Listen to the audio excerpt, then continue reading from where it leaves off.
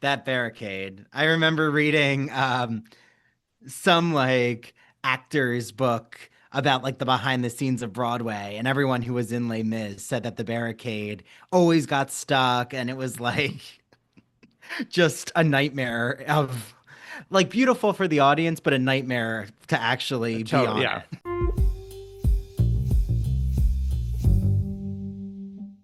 I'm so excited to talk about the ITBR Book Club, which is free and virtual.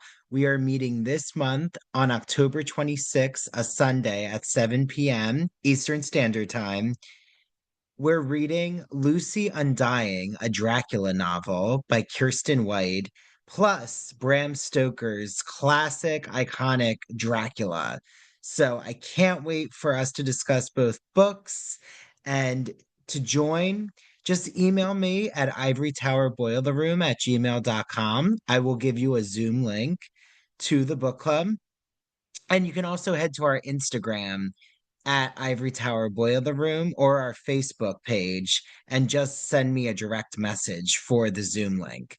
Can't wait to see you all, and please spread the word to all your spooky season literary lovers. Hi, everyone. It's Dr. Andrew Rimby, aka Andrew. Thank you so much for listening to the Ivory Tower Boiler Room podcast. And before you hear today's episode, which I just know you're going to love, can you please do me a favor? And wherever you're listening, if it's Spotify or Apple, please rate and review us. Make sure you're following the podcast. Share it with friends, family, anyone you think would just love hearing this conversation. And you can watch our podcast on YouTube. Yes, we have a YouTube channel. It's called the Ivory Tower Boiler Room, and you'll see the video episode. So please make sure you like the video you're watching and comment. I always respond to the comments. Also, we have a Patreon. So if you don't want any of the ads and you want bonus material, join our Patreon. There's a 1 week free trial. It's patreon.com/Ivory Tower Boiler Room. And the free trial is for the professor level. Without further ado, here is today's exciting episode.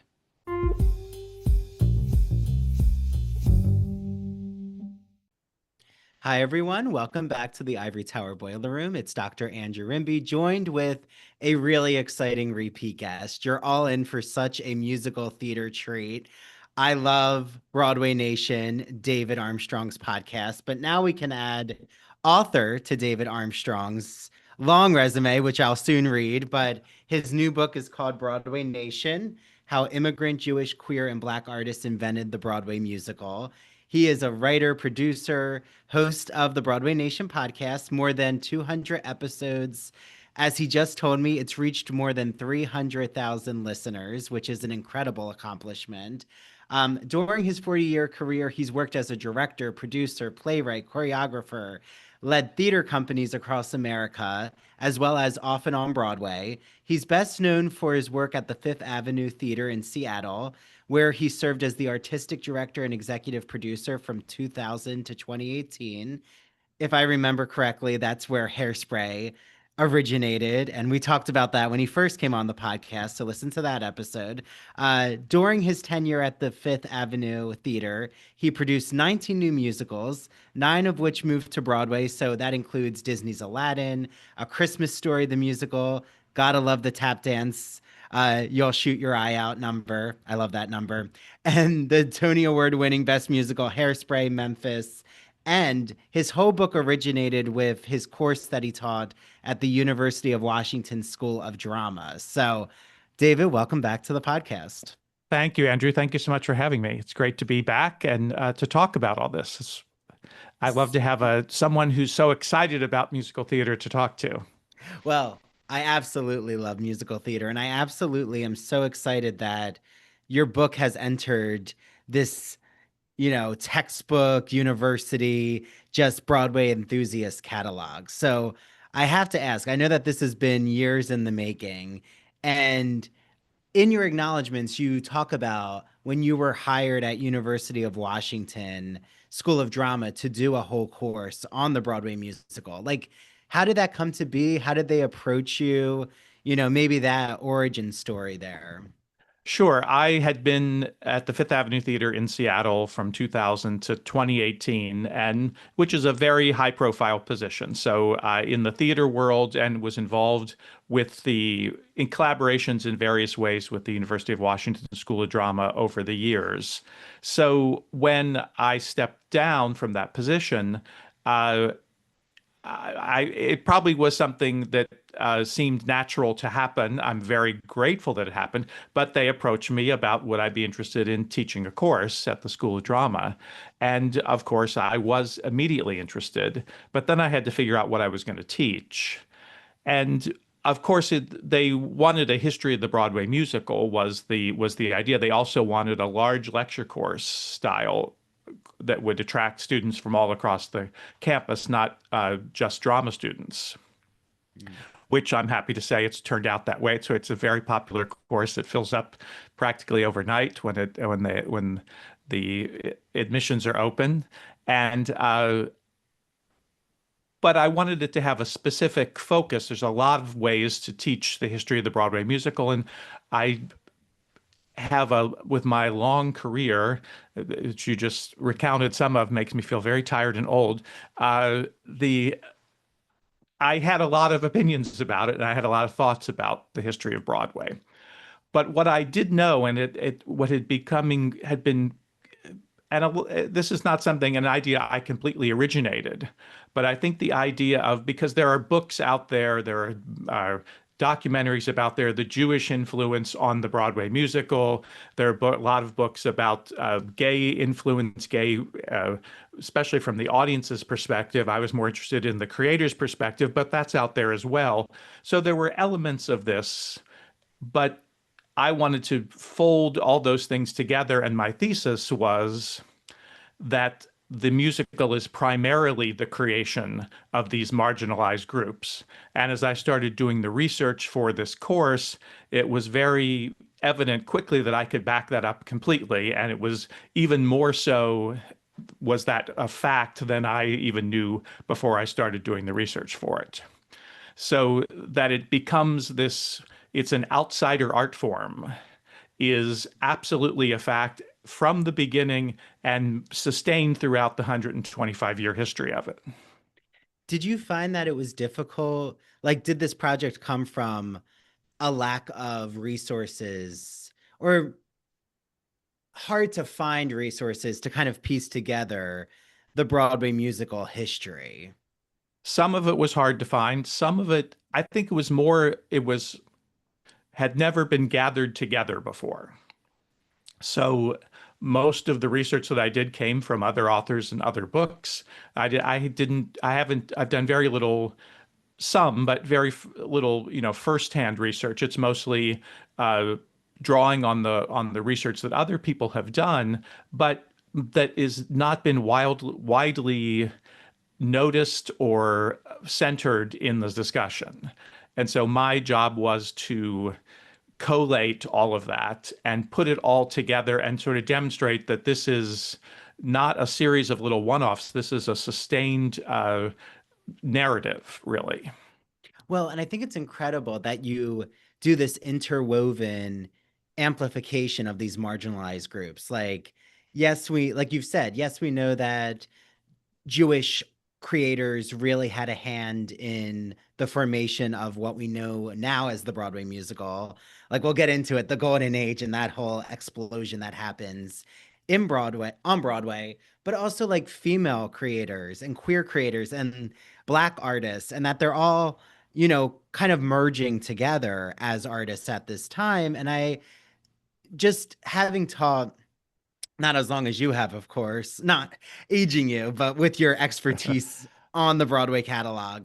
But I even remember when I taught a Broadway musical course that a lot of like the resources out there are similar to like Dr. Stacey Wolf, who I've had on, and I know you've had on your podcast. And Quoted in the book quite liberally, yes, with her yes, yes. permission. And Yeah, her work on Wicked, and I think her book is called Changed for Good, absolutely. and very feminist theory analyses of these musicals.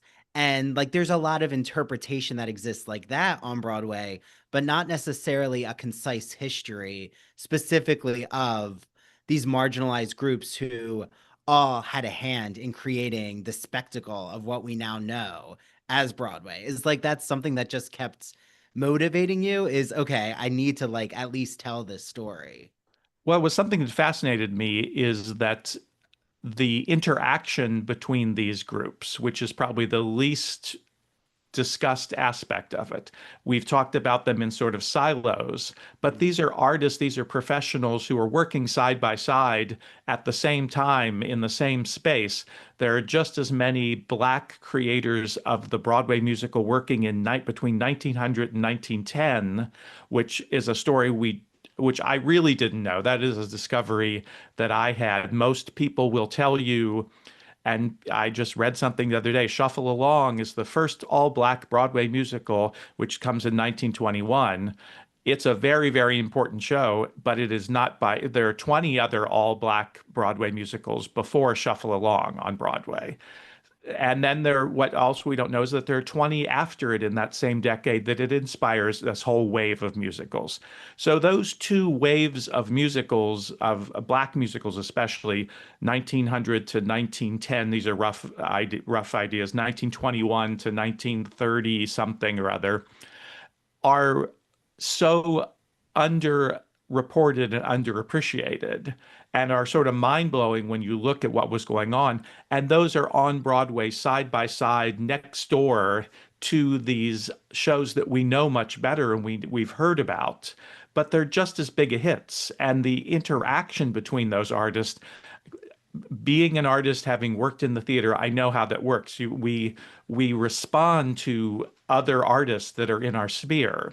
It's not, it doesn't work. Artists don't work in silos in that way, especially theatrical artists. And there's a great story that Cassine Gaines tells in his book called When Broadway Was Black, that Irving Berlin would come multiple times every week practically to Shuffle Along and sit in the first row right behind UB Blake, who was conducting the orchestra, and then talk to him during the show and say, I love that lyric. And there was this great that's the part that fascinates me, is the interaction and the interconnectedness of these shows. It was crucial that this be a full history of the Broadway musical. So then one of the challenges was that it had to include all of this stuff that is normally in most full histories of the Broadway musical, there's not space for, there haven't been time for. These stories of these other artists have been woefully underrepresented. So now they needed to be represented, but it still needed to tell the full history of the Broadway musical. And that was a big challenge, and not have the book be 800 pages rather than 400 pages.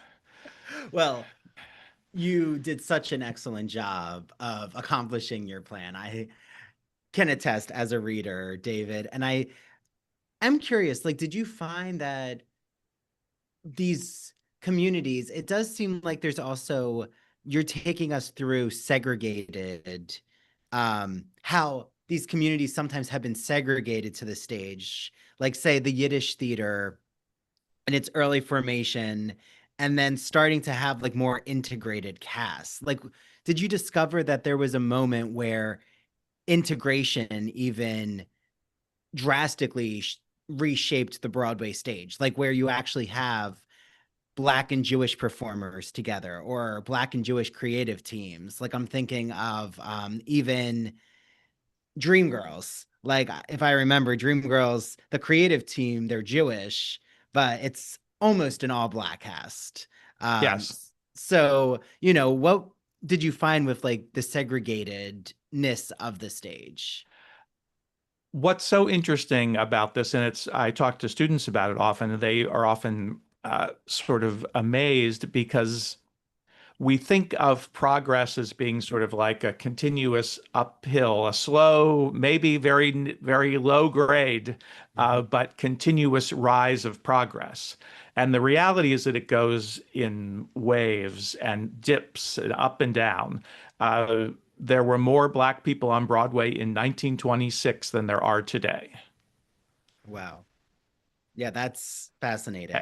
So we don't think that way. We think, and so that's one of the fascinating discoveries of this, but it's also one of the, the tragedies of it too, is that we don't learn. We keep going through these cycles, and then we go through the eras of great liberation and great opportunity, and then we backtrack from there. Mm. I show pictures to my students from musicals from the 1970s, the early 1970s, starting with Hair, which is the late 60s, but in through Pippin and Godspell, and just that whole series of shows that were the shows I grew up on, Mm. because I was a teenager at that time and then a young adult. And I show these pictures and I say, what do you notice about them? What stands out to you from these production photos? And a bunch of things do, but they'll say, well, there's lots of people of color in these photos. I say, yeah, that's the way musicals were in the 1970s, in the early 70s. Every show was, no matter the subject matter, that was the style, for lack of a better word, the what artists wanted to put on the stage, wanted to represent the world in that way. And then we backtracked completely in the 90s. And we went to with shows like Les Mis. And I mean, for a lot of reasons, those shows happened. Phantom of the Opera, we just sort of went. And there was this period then where Black people and people of color of all kinds are underrepresented substantially, where they were very represented at various periods and the same thing with the authors, with the writers, with the creators, with the directors and choreographers. There was a period of Black artists being front and center and then being sidelined. Mm. Well, and to now have Gypsy led by Audra McDonald and, having Joy Woods and the lead characters, the majority being Black, like, is that something that would have even been translatable or could have even happened after Ethel Merman? Like, could Audra McDonald have even been cast in the late Well, 50s or 60s?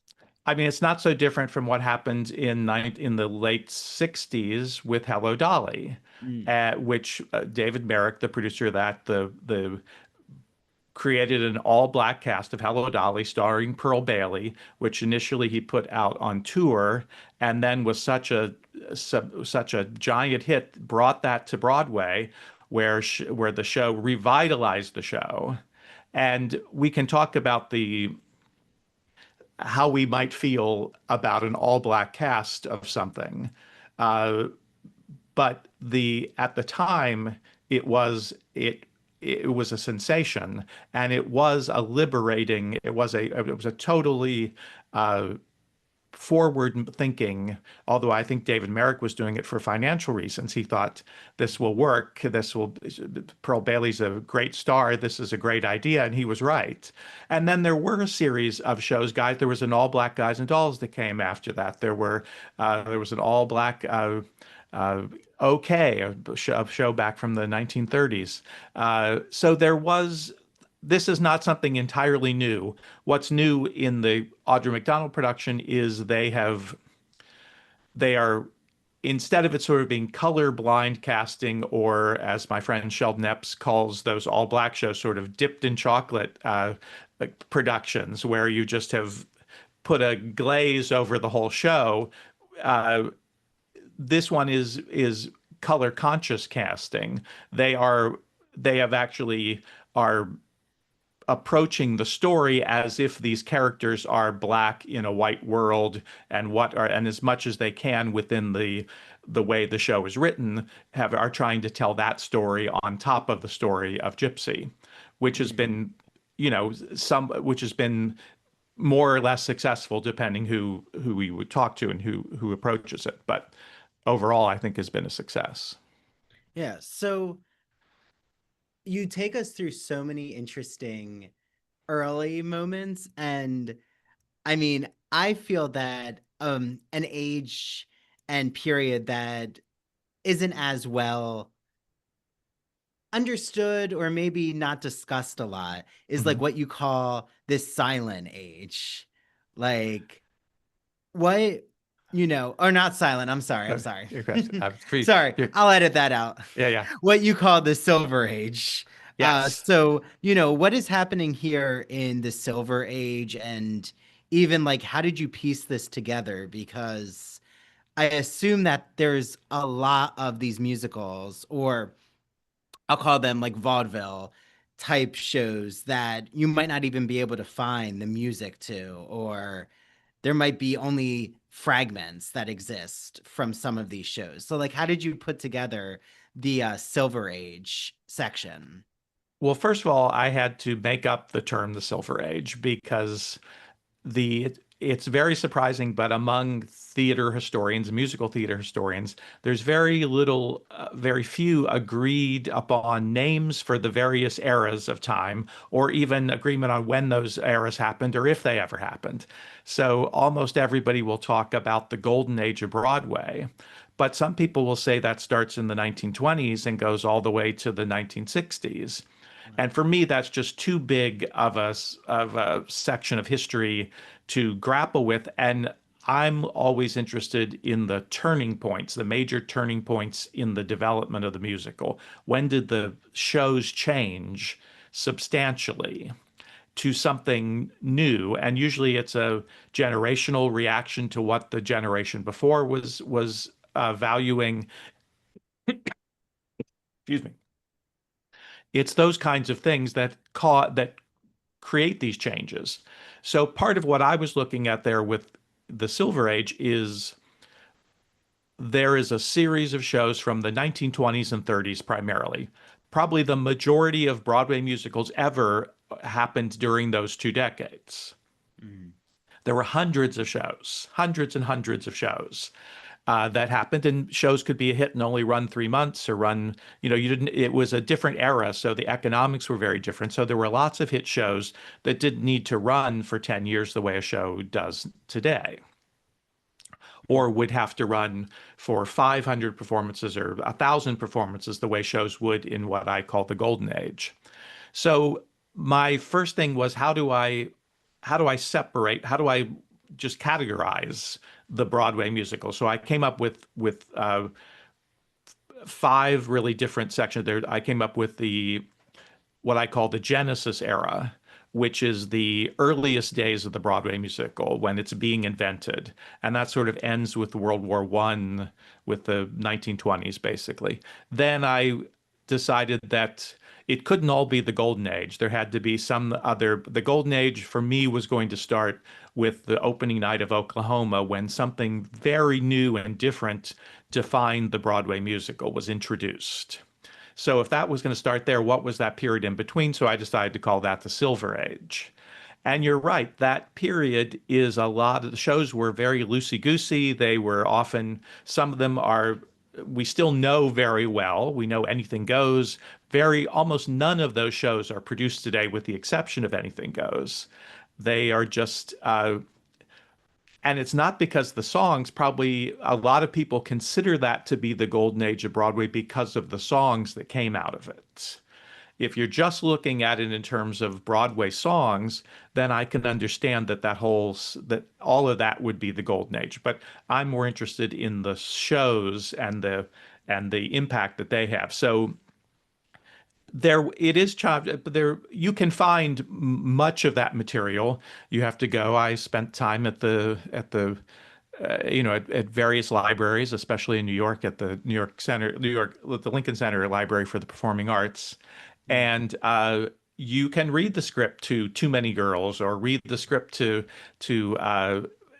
any number of those shows, and they're usually in manuscript form. They're often, got handwritten notes written in the ledgers, which is, interesting to see. The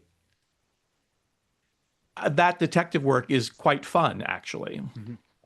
And a lot of the music from that era, not the scores themselves, but the songs, of course, exist and were big hits and were recorded by, in hundreds of various versions. Mm.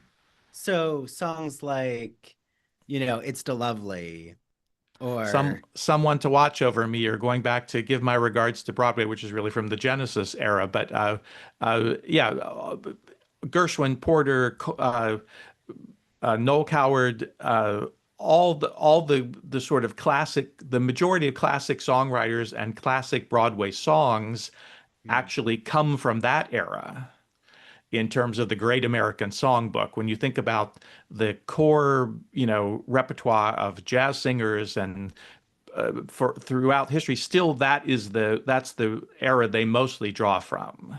mm. Much less So so than the golden age of Broadway, which is the Rodgers and Hammerstein era. Of course, those are great big songs and yeah. famous songs as well.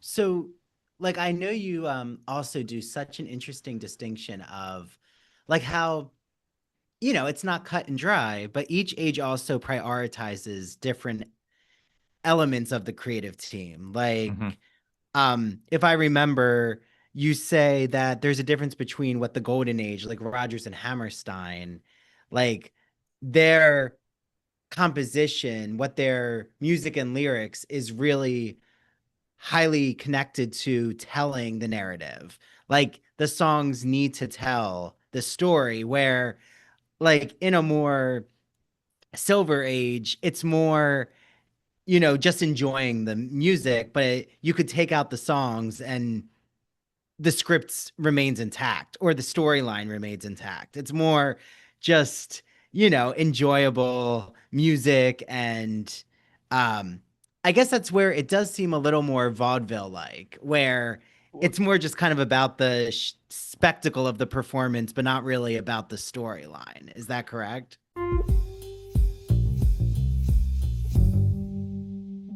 Now that the fall season is here, you may be wondering, okay, I had all of these beach reads, Andrew, but now I don't know what books to read for the fall. Well, guess what? My friends at the Gay and Lesbian Review magazine have you covered. Their new September and October issue, called Forgotten Histories, features wonderful book recommendations, TV shows, and films that help excavate LGBTQ history. So, whether you're interested in learning more about the connection between shopping and the gay community, which, I have a Home Goods and Marshalls addiction, as my fiance knows, they got you covered there. They have an article about the attraction of Confederate gentlemen by the incredible writer Andrew Holleran.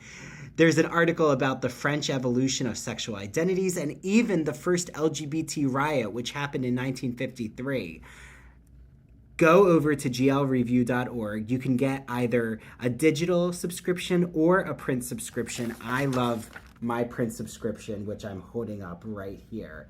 And with the exclusive code ITBR Choice, you will get a free issue with your subscription. So ITBR Choice, put that in the promo code section and get your hands on the Gay and Lesbian Review print or digital subscription. I know you're going to love their magazine.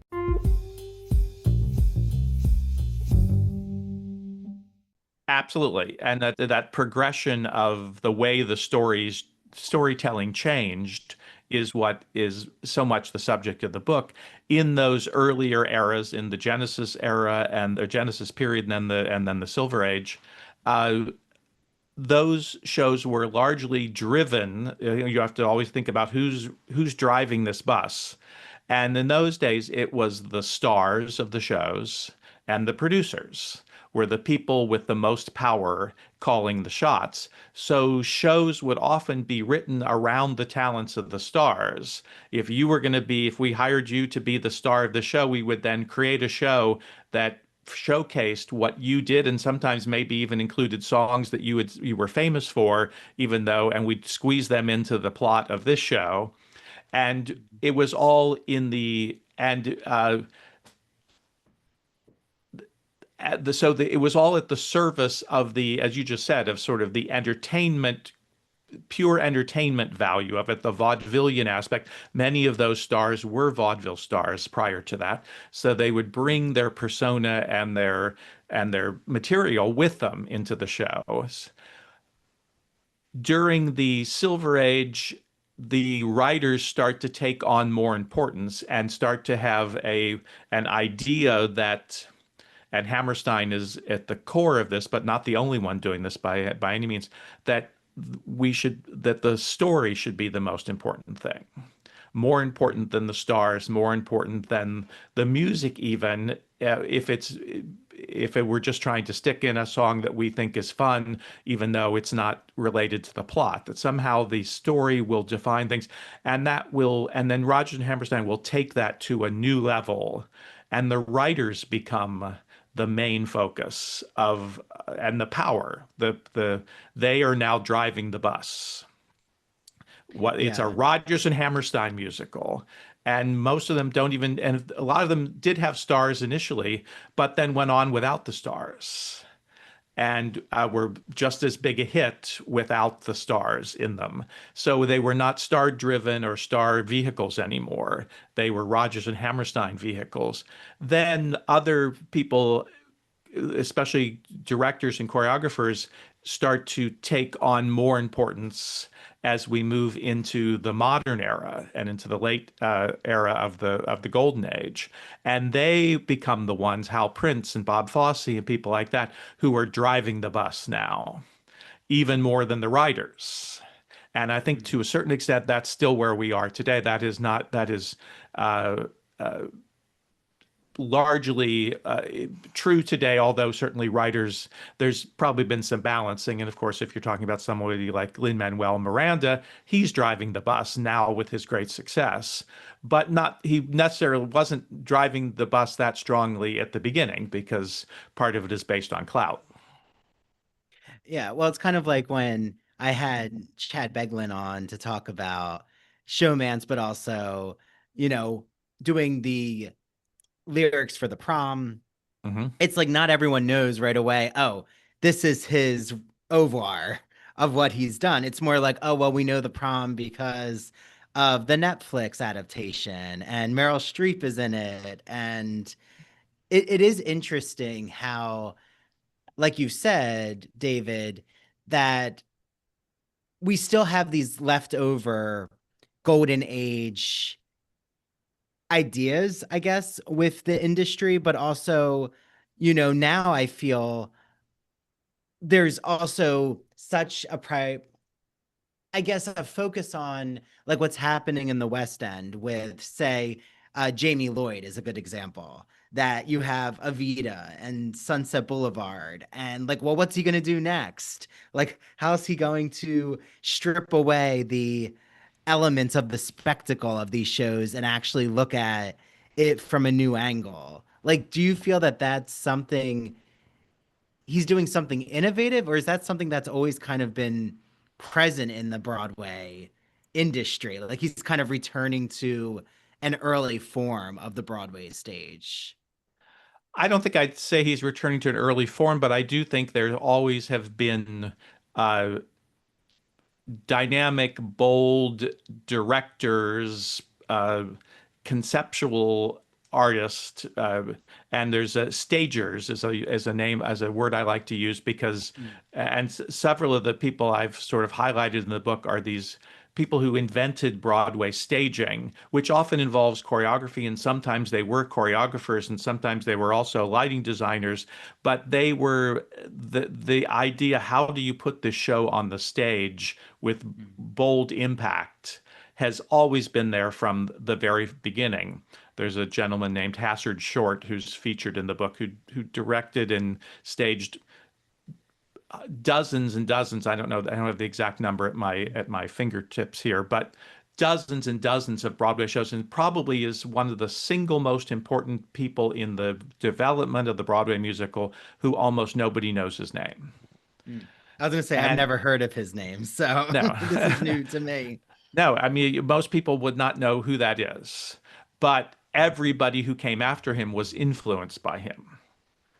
And Mm, if you could go back and interview Bob Fosse, he'd probably say, "Oh yeah, I know what Hassard Short did. I paid attention to that. I was, and he's even there."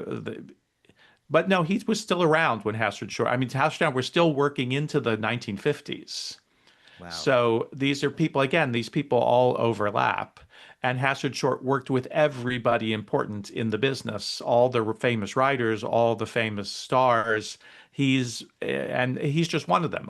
There's probably 12 people like that, maybe more in the book, who are completely lost to history to a great extent, unless you're really a nerd historian. And even then, you'll find very little about them in most books. Mm. So I think Jamie Lloyd is no different than the only difference, I guess, is his focus is on revivals and on reinterpreting things, and that's a fairly new recent thing. Is that shows are going to be revived multiple times and reinterpreted multiple times. Does he have like a partnership with Andrew Lloyd Webber? Because like it's just interesting that everything he's reviving is an Andrew Lloyd Webber hit. No, well, Yeah, spectacle show yeah. and hit I, show.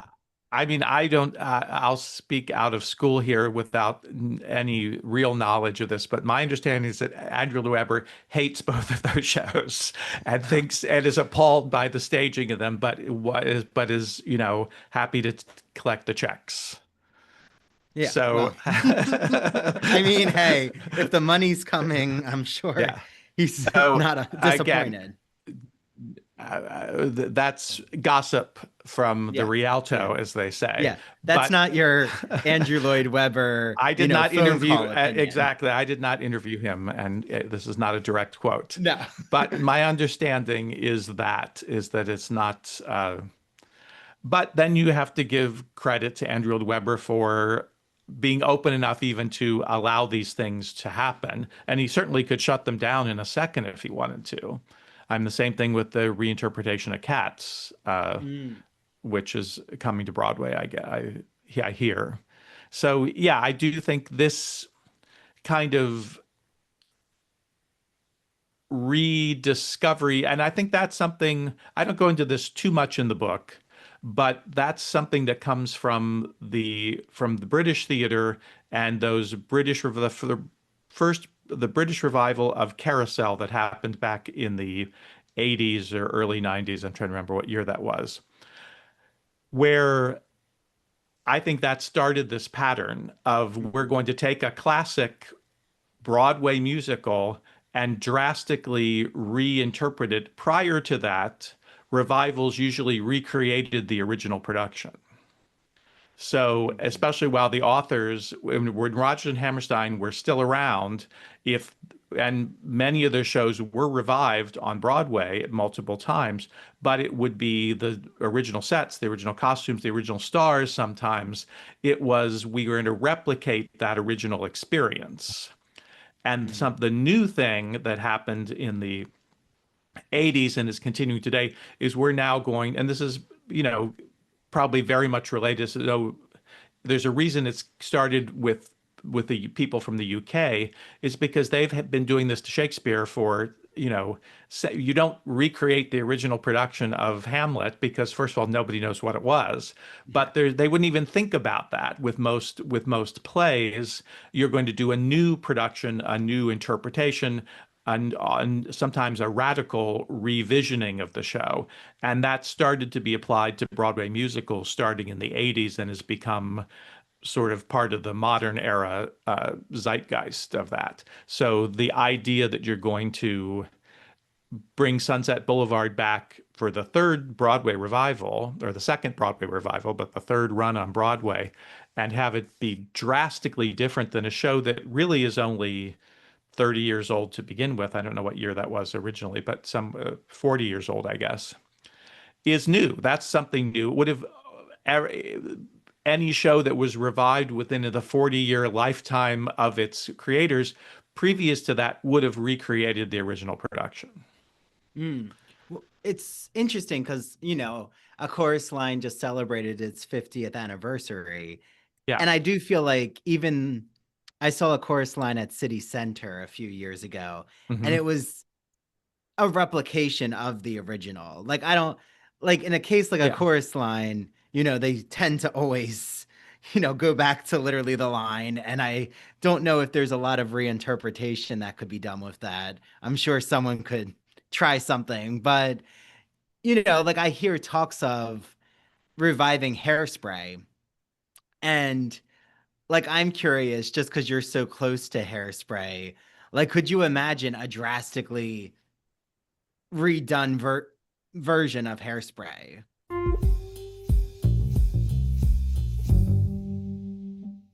Now that the college semester has begun, you know that there are so many books that I can't wait to recommend to you all. Well, my favorite independent publisher, Broadview Press, has some incredible books that have just come out. One of them I'm actually using in my writing course. It's called Writing on Fire, a fierce yet friendly guide to writing humanities essays in college by Rachel Tukolsky.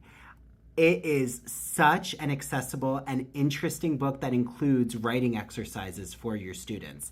I highly recommend it. Another book that you should get your hands on, especially if you are a writing or English professor, is Academic Writing Now by David Starkey. It includes wonderful, popular essays, nonfiction essays that you can use in your classroom, and they cover a wide range of genres. I cannot wait to use them in my courses.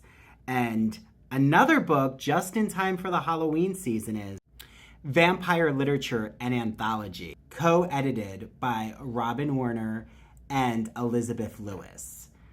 I had both of them on the podcast, so listen to that episode because you're going to love all of the vampire literature we talk about. Use my exclusive promo code, go to broadviewpress.com and use the code Ivory Tower for 20% off your order. Yes, 20% off your order. Happy reading.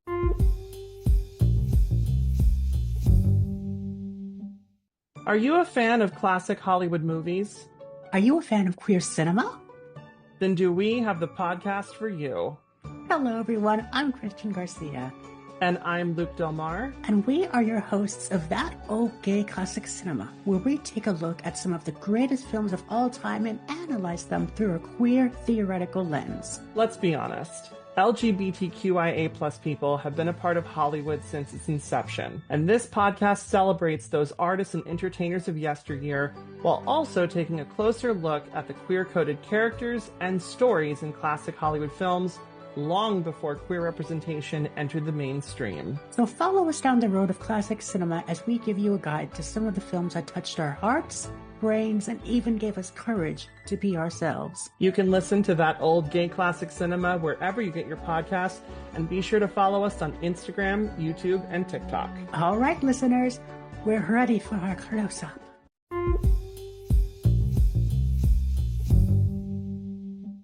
Like, would that be something that they would take that direction, or would it be like, let's just have that nostalgia of staging it again?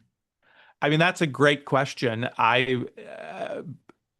There were some discussion of a revival like 10 years ago, I guess,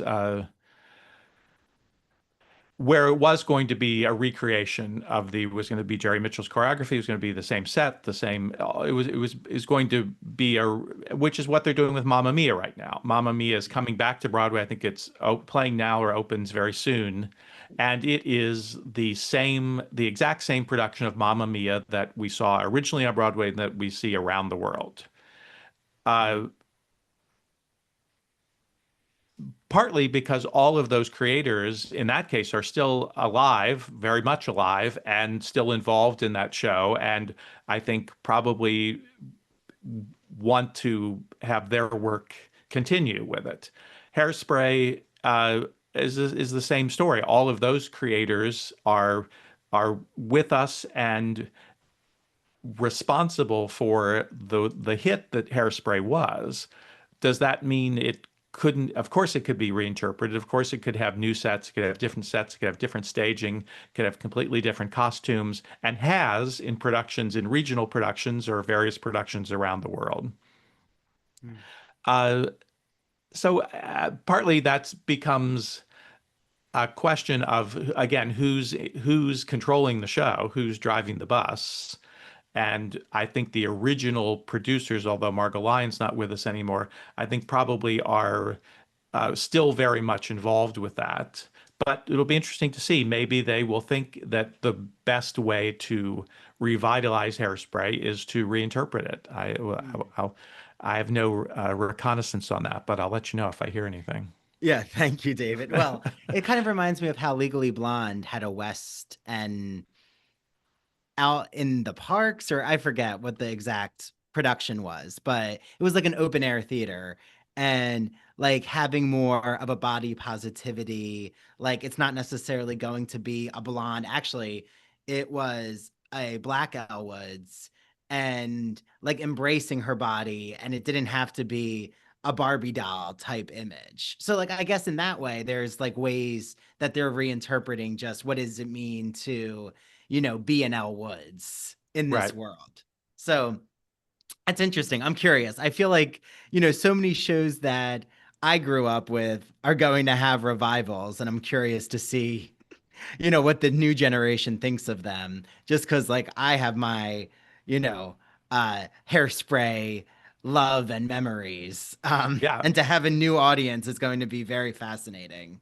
Yeah. I mean, Um, certainly you will disappoint some people if you don't recreate that production. So that's part of the thinking that goes into it. But, it's counter to what I just said. Both Les Mis and uh, Miss Saigon mm, were reinvented by the original producer with entirely different creative teams. Now, some mm, of that was economic. We can say it wasn't necessarily for artistic reasons, but it still happened, and those shows remained successful and remained, uh, you know, giant draws. So that didn't seem to hurt those shows that original barricade and turntable and everything were no mm, longer part of the production. mm. That barricade. I remember reading some like actor's book about like the behind the scenes of Broadway, and everyone who was in Les Mis said that the barricade always got stuck, and it was like just a nightmare of like beautiful for the audience, but a nightmare to actually be on Yeah. it. And is there a loss in those cases? I actually think in that case, Trevor Nunn's original staging, John Carrot and Trevor Nunn's original staging of Les Mis was a work of art, was Mhm. sheer genius. The way they used that turntable, the way the scenery came and went, the barricade for me was the least part of it because seemed a little bit like just a big gimmick. It was spectacular, but Yeah. and then the way they used the barricade once it was there was also was incredibly wonderful. So in some ways, I feel bad that audiences today won't ever see that staging again. And so there's that. It's the same thing with a chorus line. You could do a chorus line without Michael Bennett's original choreography, and sometimes it's been done that way. But what are you losing by doing that? What are you gaining by doing something new? It's a trade-off. Mm. Well, and Bob Fosse is such an interesting example in your book because like I love teaching Bob Fosse specifically to teach the way that his vision is so part of our foundation of understanding choreography, but also the themes in these musicals that he had his hands in. But, even when he's in Kiss Me Kate and Damn Yankees in the film versions, and you can see that he has his choreography, his mind already spinning of like, okay, I'm going to innovate the industry like of these feel good musicals. I think it's very rare that you actually have someone who is an actor choreographer who then becomes a director. I mean, maybe there are others too. I mean, Lin-Manuel Miranda, you know, of sorts, but what is it like Bob Fosse? He's like on the cusp of like these creative stages, and Stephen Sondheim like being part of the West Side Story team. Like, was it interesting for you to see those who kind of bridge the different moments in Broadway history and then innovate the field? Yes, absolutely. And I'm very fascinated by those artists who are able to cross over to the next era, which was a very, very hard thing to do because the style of what they were doing had changed so much, the content had changed so much. And just looking back, to the break between the Silver Age and the Golden Age, there's some significant Silver Age artists who are able to find a way to thrive in this new way of working that they didn't grow up in, that they didn't, and they may even been resistant to, and sometimes even have their biggest hits in that new way of doing things.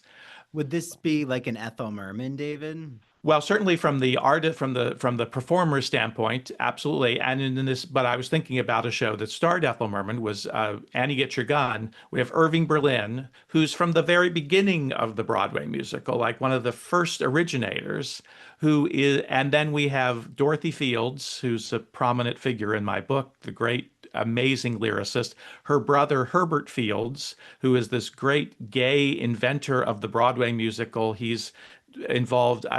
He's one of the people I would hold out as being one of the most undersung but crucial inventors of the Broadway musical. All of them create the show Annie Get Your Gun, which is produced by Rodgers and Hammerstein in this couple-year period right after Oklahoma, where this new idea, and in some ways they demonstrate with that show. And Cole Porter is another one almost at the same time with Kiss Me Kate, finding a way to take their talents and adapt them to this new story-driven kind of musical theater, where the story is more important than the songs. And then write the greatest songs ever because they're telling them, writing the story. I tell a story about how resistant and doubtful that Irving Berlin and even Cole Porter were that they could adapt to this new way of doing things. And then were able to thrive. And then Irving Berlin goes on to write 3 or 4 more big hit shows in the Golden Age. Same thing with Cole Porter. They have this sort of third act, both of them. Dorothy Fields goes on to into the rock era and even writes some rock songs for her final show, Seesaw, in 1970. Oh, wow.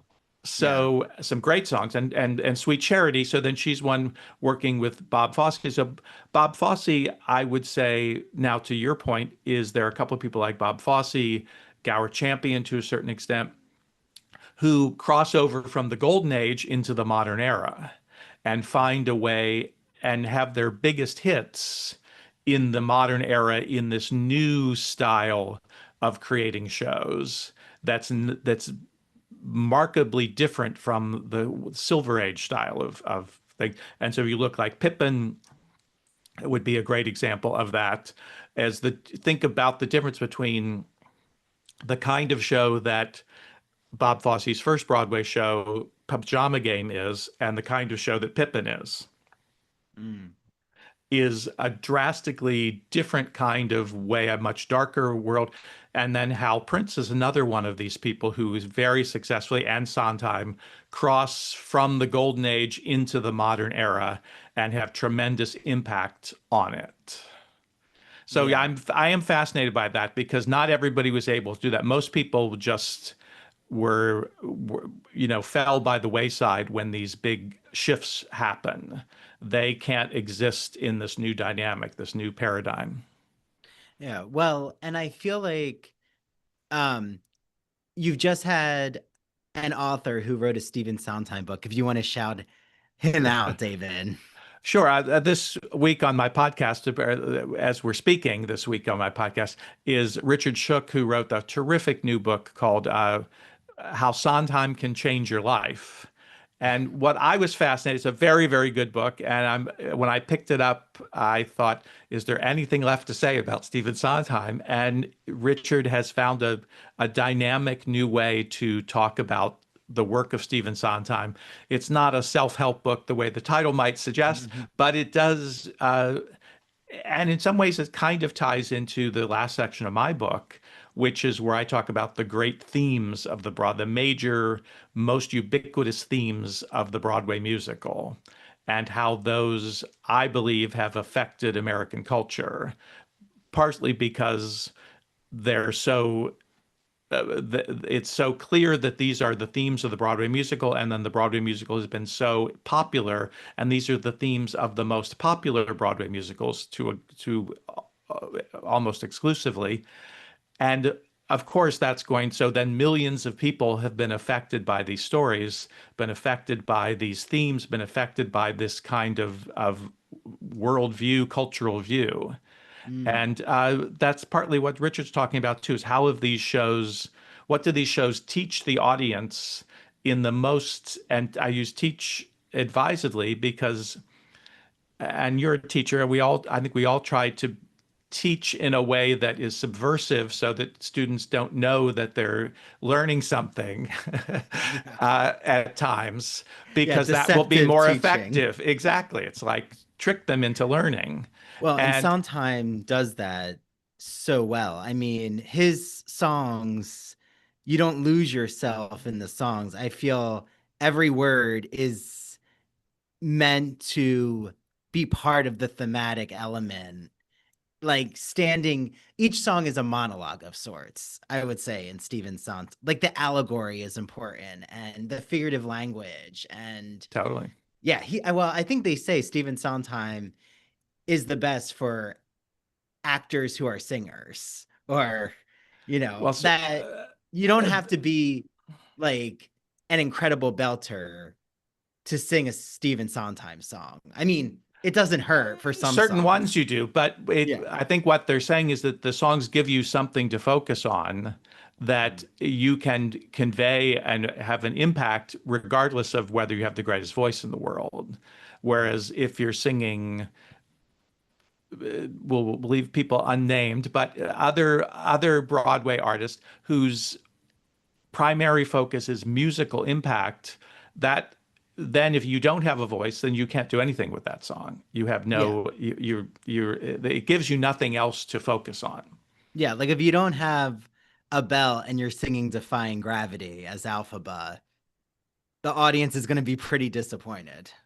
Yes, although I think that show has some very good lyrics. So that I think Oh, that, very good yeah, lyrics. yeah, Very yeah, good yeah, lyrics. yeah, No, no, no. yeah, yeah, Not putting down the lyrics, but I think, yeah. yeah, like when it comes to Bernadette Peters, she's a wonderful vocalist, but she's also just an incredible emotive actress Absolutely. through the music. And yeah, but we're ending our time together, David, which I knew this would go by quickly. But maybe like just something I'm curious about is so many in the Broadway community, like whether they're directors, producers, actors, those who are composers, even, do you feel that there are some who are more drawn to the history of the Broadway musical? Like, I want everyone to get their hands on your book, but like, are there some who are really interested in these different elements? Or I don't want to say that you shouldn't have actors be invested in the history of the art, but do you think that like in this industry, there's just some who are more deep diving Broadway enthusiasts?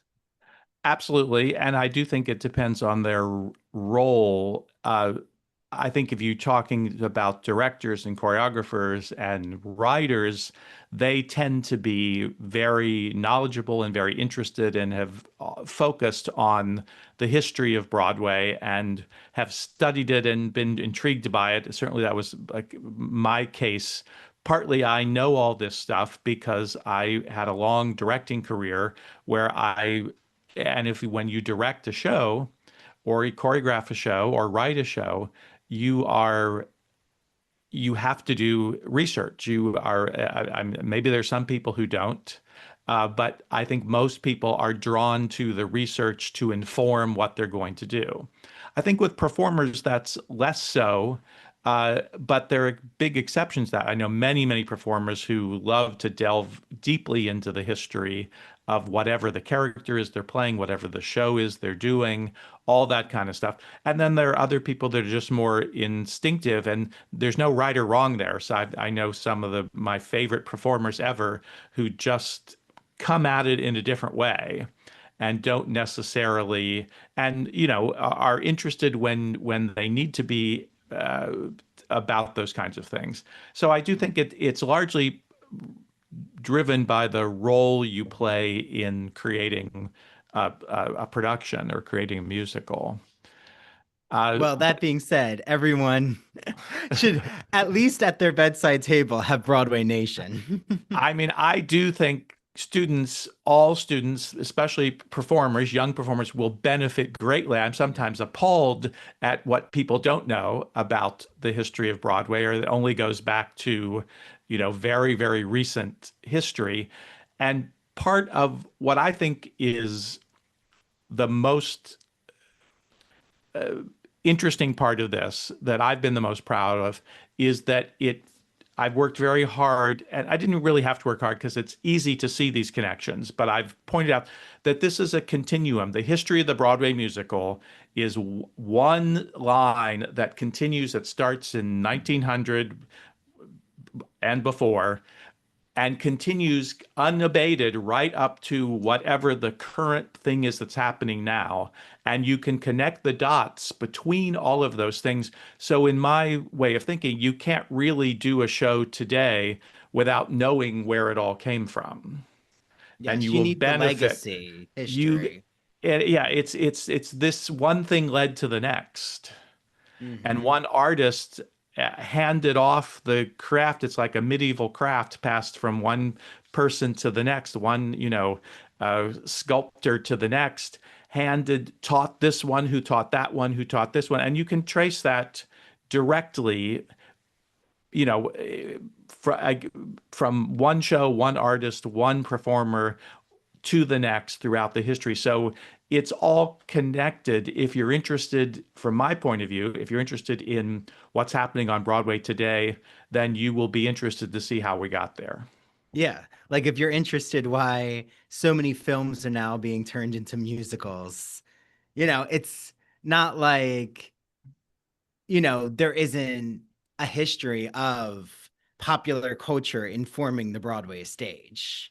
Absolutely. And you'll Mm. see that at the very beginning, it was established very quickly that most shows were going to be based on on a play most of the time, or a novel or something, some pre-existing story, because it was very practical. You were more likely to succeed if you did that. Mm. It wasn't from, we are going to do something that will be familiar, and sometimes it's done that way today. We just want to have something that's already pre-branded that people know, and oftentimes that doesn't work because then you're just trying to replicate this previous thing. But if what you're doing, and I've said this before, writing a musical is one of the most difficult things anybody can accomplish. It's up there with brain surgery. I mean, and maybe AI can do brain surgery, but I don't think an AI can write a Broadway musical that's good. Mm-hmm. And writing an original story is also one of the hardest things you can do. A story that really works, that is newly told, is something that is truly original. You put those two things together in one task, and you are almost guaranteed to fail. You Mm. cannot write. It's very, very, very hard to write an truly original story for a Broadway musical. We've had some success. Some people will succeed with that. Dear Evan Hansen is an example of that. Next to Normal is an example of that. There are certainly examples. Bye Bye Birdie is an example of that. You want to go back, but they're like, you can count them on two hands. Out of the Yes. hundreds and hundreds of shows that existed, Stephen Sondheim based 3, maybe 4 of his musicals on movies. Mm. Now, he was smart enough to take movies that maybe weren't people that were great, but people didn't know necessarily, and reinvent them. He wasn't let's do Back to the Future and just put Back to the Future on the stage as close to the movie as we possibly can. I find very little creativity in that and very little value in that. And that just becomes nostalgia. People are going to get us something, they want to have an experience of what they already experienced before. Yes. And which is fine. It's, that's if that's what people want, but you'll find very little reference to that in my book because I'm more interested in creative artists who've created something new, even if they're working from existing material.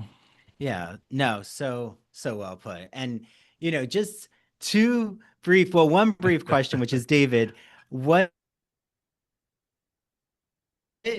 do you know or like what have you seen about Stephen Sondheim's last musical? Is it called Here Here we are. We Here we We are, I believe. Are? Yeah, Okay. you broke up a little bit in that. So can you ask me that question one more time? Oh, sorry. You froze So for a minute. yeah, sorry, David. So That's right.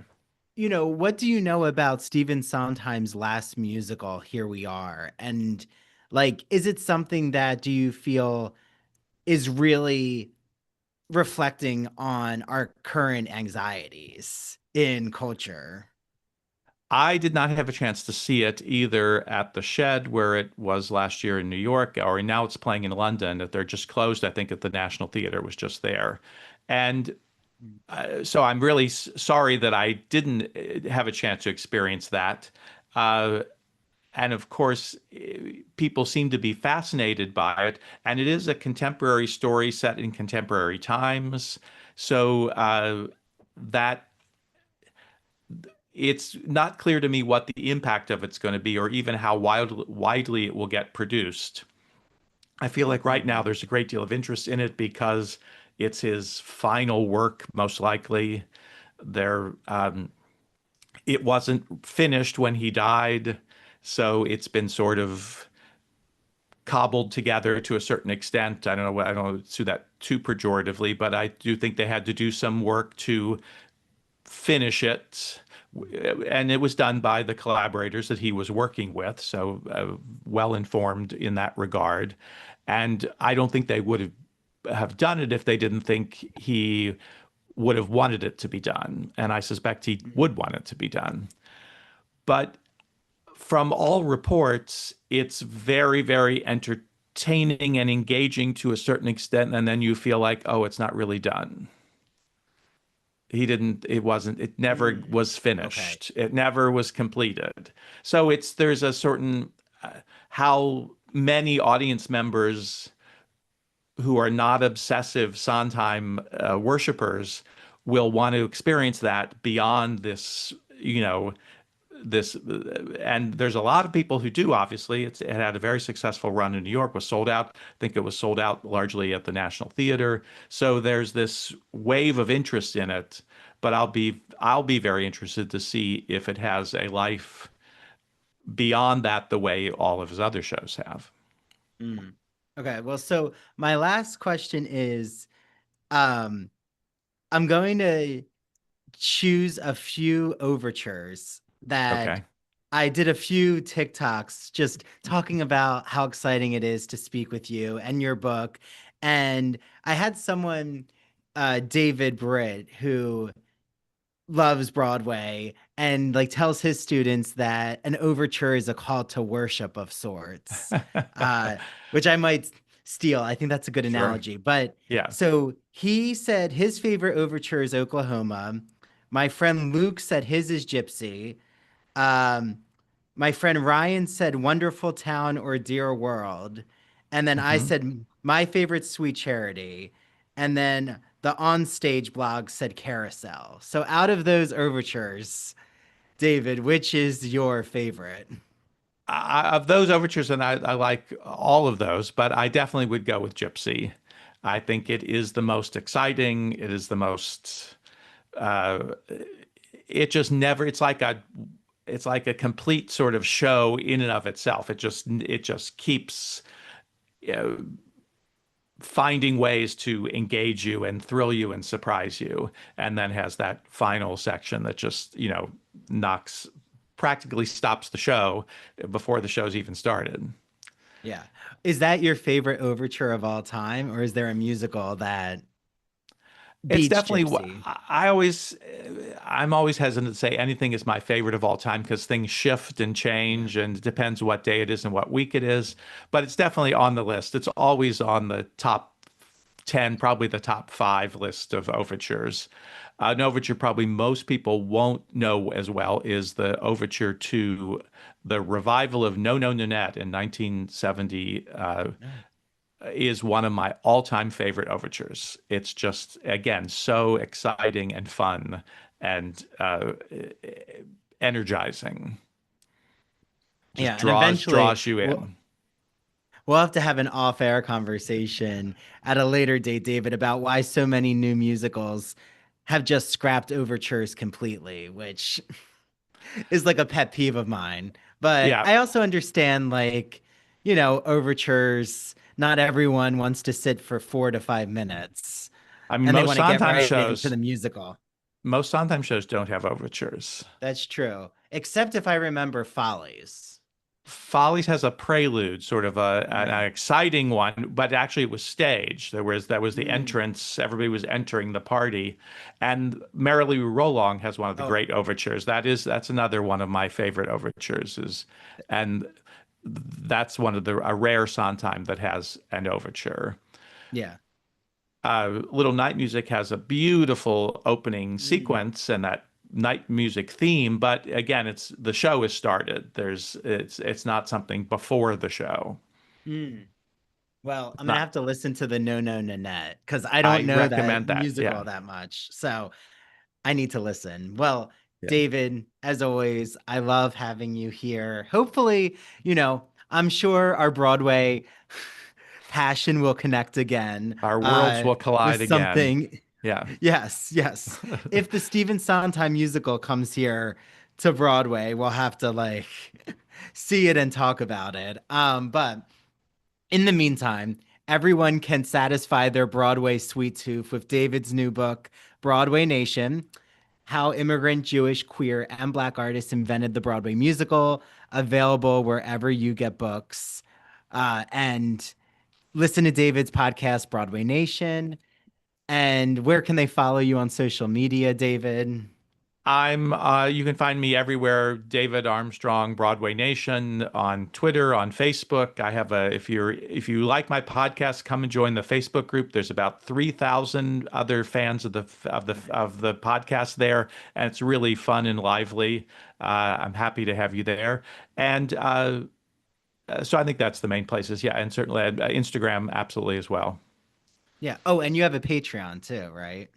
I have a Patreon like Yes. it's with Supercast is the venue, but it's basically the same thing as Patreon. Yeah, absolutely.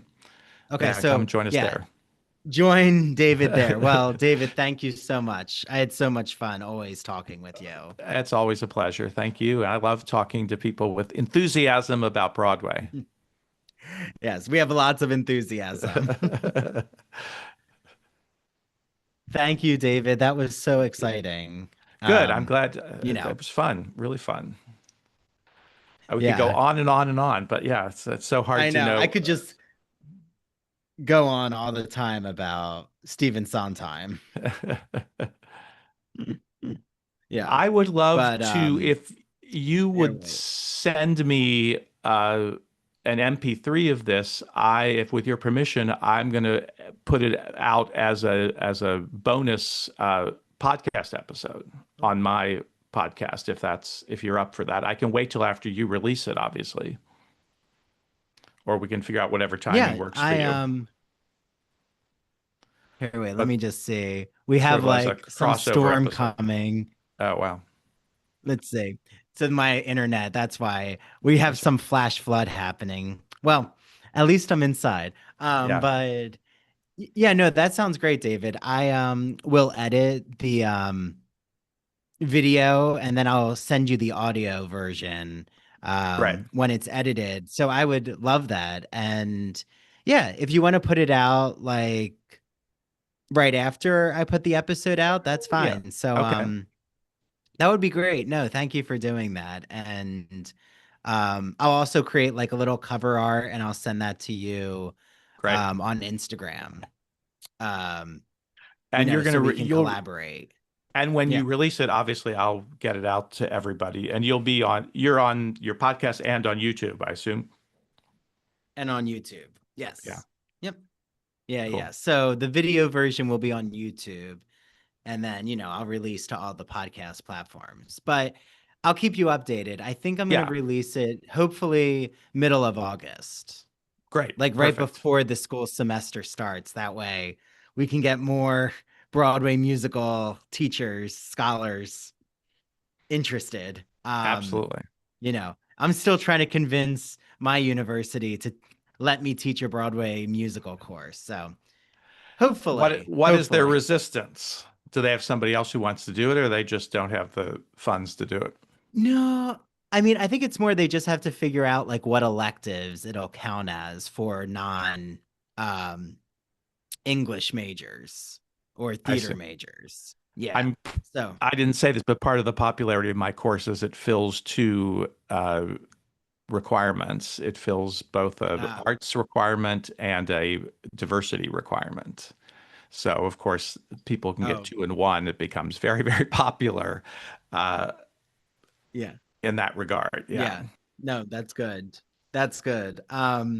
Well, thank you, David, Thank you, and Andrew.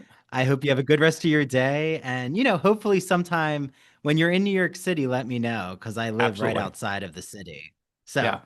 Cool. we'll Yeah, have we'll to get like together. put our Broadway minds together. Absolutely. Yeah, yeah. Well, have a good rest of your day. Thanks for Thank you so doing it, much. Thank David. you. Thank All right. you. Bye Bye bye. bye.